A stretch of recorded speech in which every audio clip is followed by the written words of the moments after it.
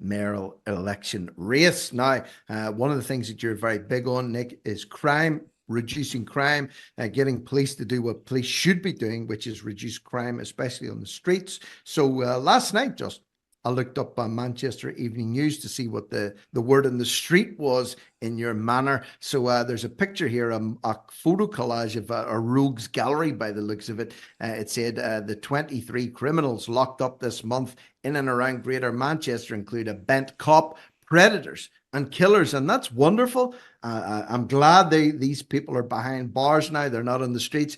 But mathematically, call me an old cynic or a moaner or a pessimist if you like, but 23 people in a month, annualize that up. What's that? 250 people in a year for a population the size of Greater Manchester. Is that something to boast about, or is that progression? Nothing to boast about.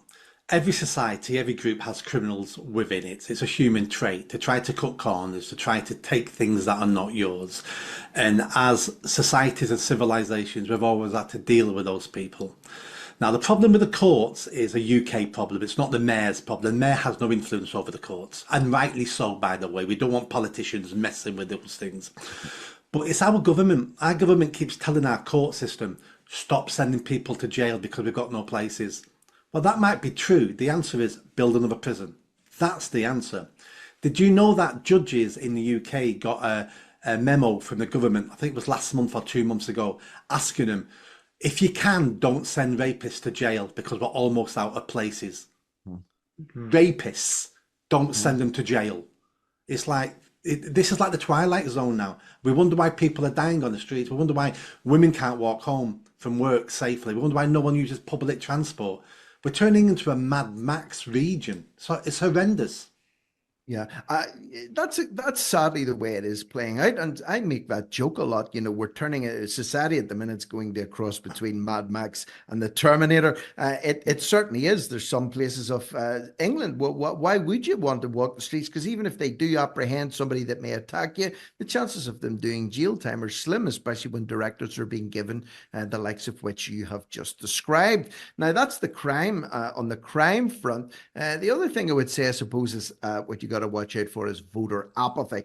Now, I know a lot of people listening in at the minute are super despondent, disenfranchised, disillusioned with the whole electoral process. And a lot of people who went, you know what, to hell with it. I want to just spoil my vote. I'm not turning out at all. Your own take on this one, I'm giving your own take on this one, is again a post that you put up yesterday. This is how Burnham will win. It's also how we can win, as in you guys can win if you reject this trick and go out and vote for the person they didn't want on the television. So your quote here was, the greatest con ever played was convincing the poor not to vote, because you know, people are going to vote whether or not we abstain or not. And the chances are that if we do abstain, then we're not adding weight behind somebody like yourself. And the default position will go back to the like of Burnham. So, you know, what is the vibe? Or I know you've done a lot of work. You're out campaigning. Have you encountered a lot of voter apathy, or what's your assessment of that being, Nick, in your neck of the woods?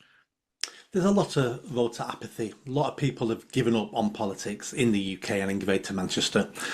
Part of me thinks, just wants to shake some sense into them. But the other part of me says, do you know what? You can't blame them. We've spent decades demoralising these people, you know, and making sure that they believe their vote doesn't matter where it does. That's why they want you to think your vote doesn't matter, because they're terrified of you voting, because you're not going to vote what they want to do. So they would rather have you stay at home, watch Coronation Street on benefits, and keep your mouth shut. That's a deal we've done with them. Keep your mouth shut and we'll pay you to be quiet, sit at home and don't say anything.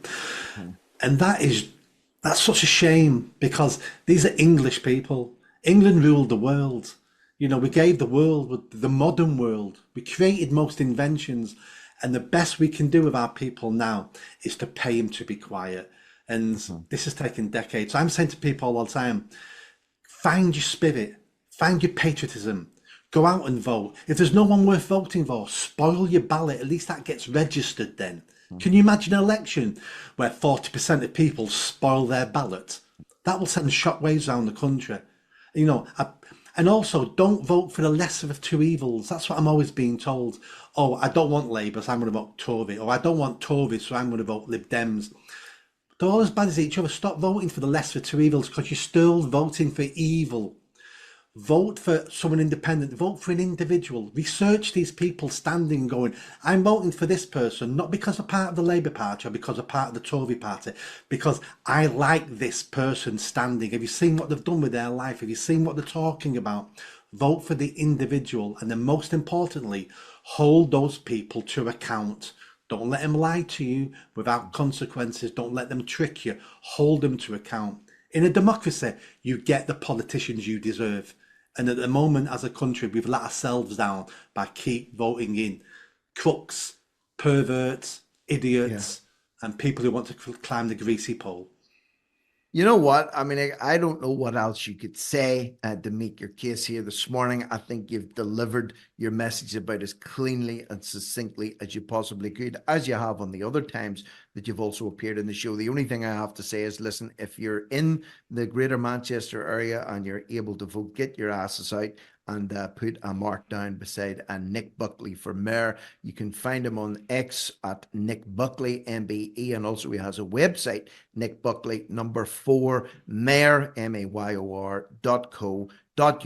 Still time to make that decision, and of course get out there and support him in the polls within the next 48 hours. So listen, my best wishes out towards you, Nick. I really do hope you turn the apple cart over with this one, and it would be great to welcome you back as the new mayor of Greater Manchester. But even if you don't manage to do that, I would still like to keep in contact with you, because I believe you've very much got your finger on the pulse of what's going on up in your neck of the woods, and are a great commentator on very pertinent social issues. So thank you very much to you, Nick Buckley. Best wishes to you, and let's see what happens at the polls. So all the best to you.